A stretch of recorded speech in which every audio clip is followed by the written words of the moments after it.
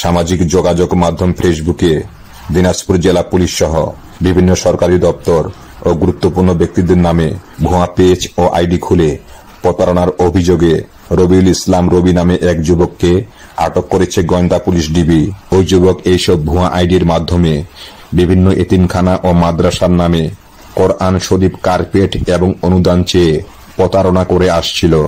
সোমবার দুপুরে দিনাজপুর কোতোয়ালি থানায় সদর সার্কেল কার্যালয়ে এ নিয়ে প্রেস ব্রিফিং করেছেন অতিরিক্ত পুলিশ সুপার সদর সার্কেল শেখ জিন্নাহ আল মামুন। প্রেস ব্রিফিংয়ে গণমাধ্যম কর্মীদের এএসপি শেখ জিন্নাহ আল মামুন জানান, তথ্য প্রযুক্তি ব্যবহারের মাধ্যমে রোববার সন্ধ্যায় দিনাজপুর শহরের বড় বন্দর যোগেনবাবুর মাঠ এলাকা থেকে এই প্রতারককে আটক করা হয়। এ সময় প্রতারণার কাজে ব্যবহার করা একটি মুঠোফোন জব্দ করা হয়।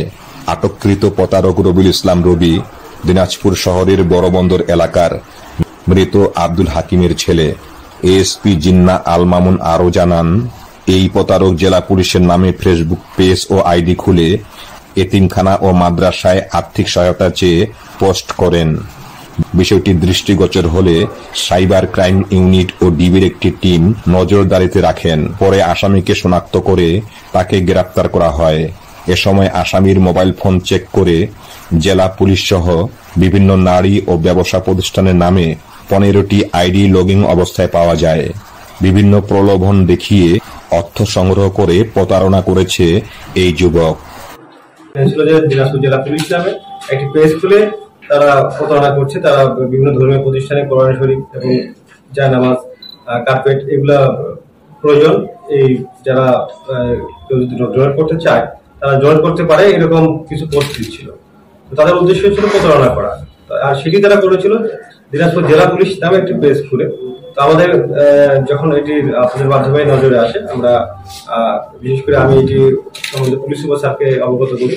স্যার আমাদের জেলার যে দক্ষ আইটি টিম রয়েছে, আইসিটি অ্যান্ড মিডিয়া, তাদেরকে দায়িত্ব দেয় এবং সেই সাথে ডিবিকে দায়িত্ব দেওয়া হয়।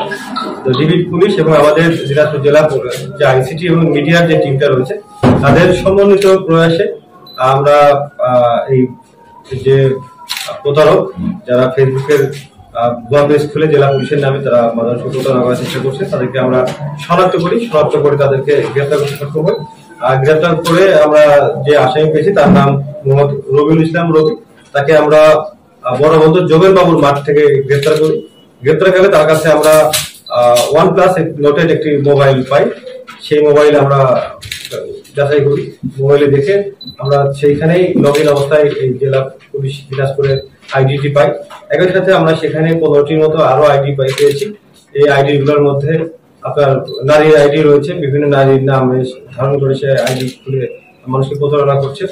পাশাপাশি দিনাজপুরের বিভিন্ন ব্যবসা প্রতিষ্ঠানের নাম খুলে তারা প্রতারণা করছে এবং আরো বিশিষ্টজন দিনাজপুর যারা প্রমিনেন্ট পার্সন তাদের নামও সে ভুয়া ফেসবুক আইডি খুলে জনগণকে প্রতারণা করছে। বিভিন্ন সাহায্য সহযোগিতার নাম করে তারা অর্থ সংগ্রহ করে এবং সেই অর্থ যেটি সংগ্রহ করছে সেগুলি আসলে কোনো চ্যারিটি কাজে ব্যবহার করছে না।